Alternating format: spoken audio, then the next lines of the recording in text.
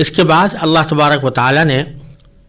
ان کافروں کی ایک مثال دی ہے کہ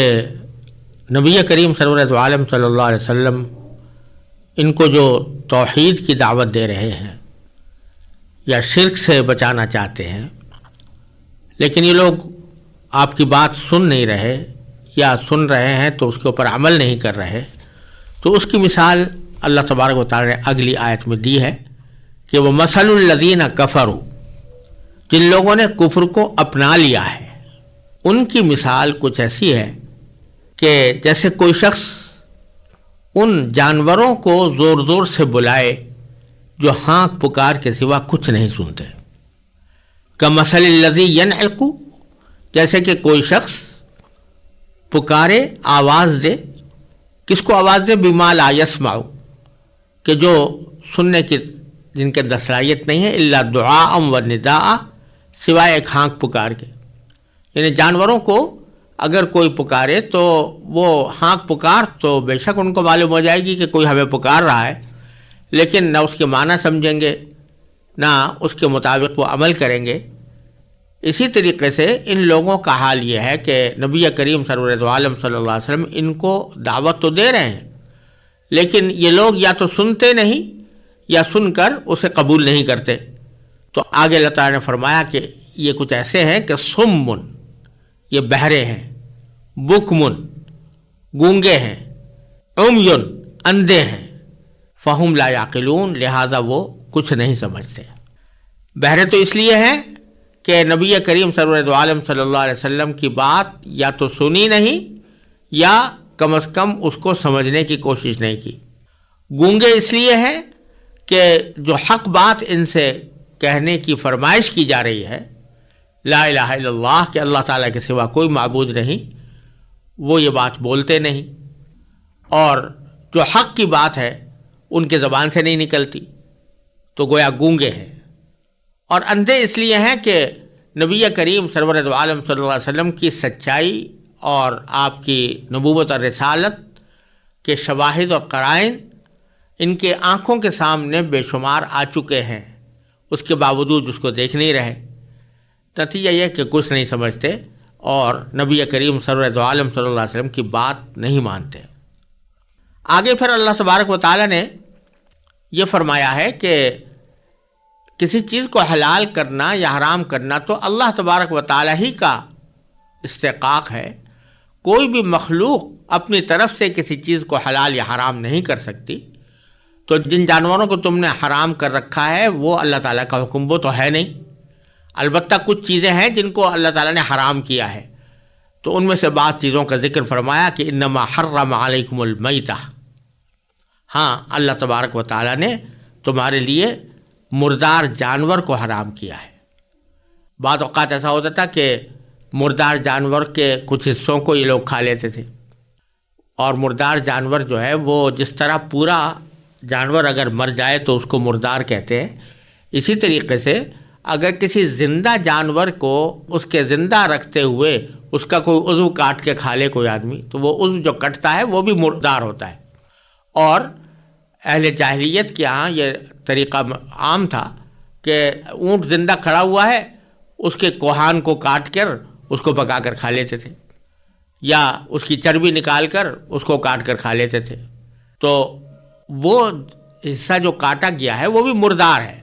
تو اللہ تعالیٰ اس طرف بھی اشارہ فرما رہے ہیں کہ تم لوگوں نے بہت سے جانوروں کو تو اپنی طرف سے حرام کر رکھا ہے، لیکن جو مردار ہے اس کو تم کھا لیتے ہو، حالانکہ اللہ تعالیٰ نے مردار کو حرام کیا ہے۔ اسی طرح والدم، خون کو حرام کیا ہے، تو خون کی بھی بعض صورتیں ایسی تھیں جو زمانے جاہلیت میں استعمال کی جاتی تھیں، تو اللہ تعالیٰ نے فرمایا کہ خون کو حرام کیا، کسی خون کو پینا یا وہ خون کو کسی کھانے میں استعمال کر کے کھانا یہ کسی طرح بھی جائز نہیں۔ ولحم الخنزیر، اسی طرح خنزیر کا گوشت اللہ تعالیٰ نے حرام کیا ہے، تو اس کو بھی تم لوگوں کو حرام سمجھنا چاہیے، لیکن ان کو تو حرام سمجھتے نہیں ہو، اور اپنی طرف سے کچھ بتوں کے نام جانور چھوڑ کر ان کو اپنے اوپر حرام کر رکھا ہے۔ وما اہل بہ لغیر اللہ، اسی طرح وہ جانور جس پر اللہ کے سوا کسی اور کا نام پکارا گیا ہو۔ یہ لوگ جب جانوروں کو ذبح کرتے تھے تو کسی بت کے نام پر ذبح کر دیتے تھے۔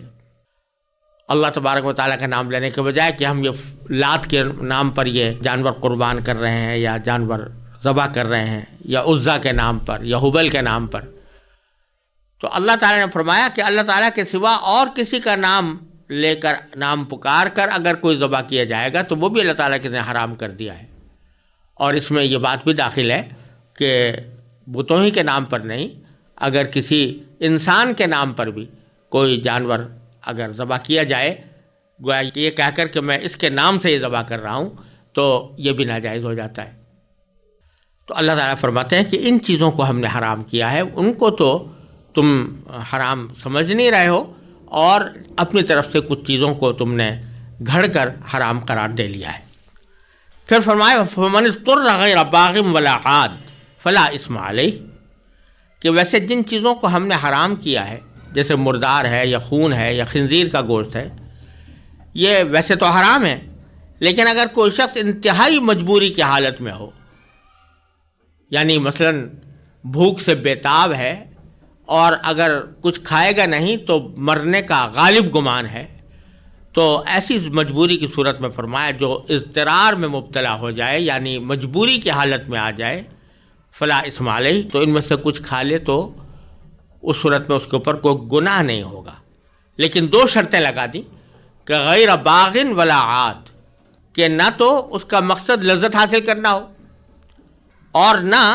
وہ ضرورت کی حد سے آگے بڑھے۔ یعنی ایک تو بات یہ کہ یہ صرف اسی صورت میں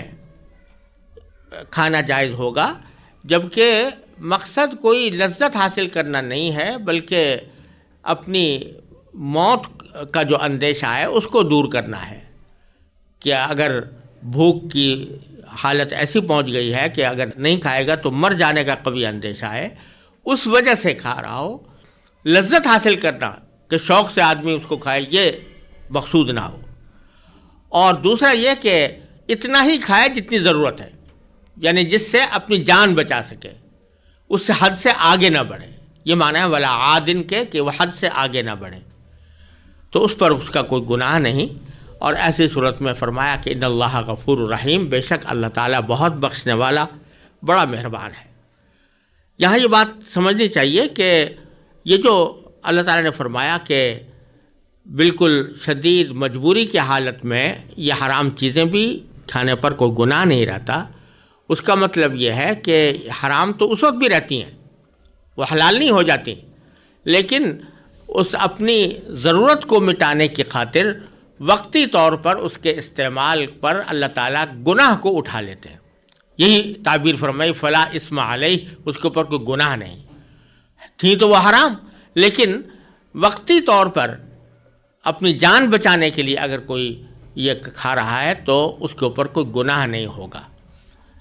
اور دوسری بات یہ کہ یہ حرام چیز جو ہے وہ اسی وقت حلال ہوتی ہے جبکہ آدمی اضطرار کی حالت کو پہنچ گیا ہو، یعنی اگر وہ کام نہ کرے تو مر جائے گا، موت آ جائے گی، تو اس صورت میں اللہ تعالیٰ نے اس کو جائز قرار دیا ہے۔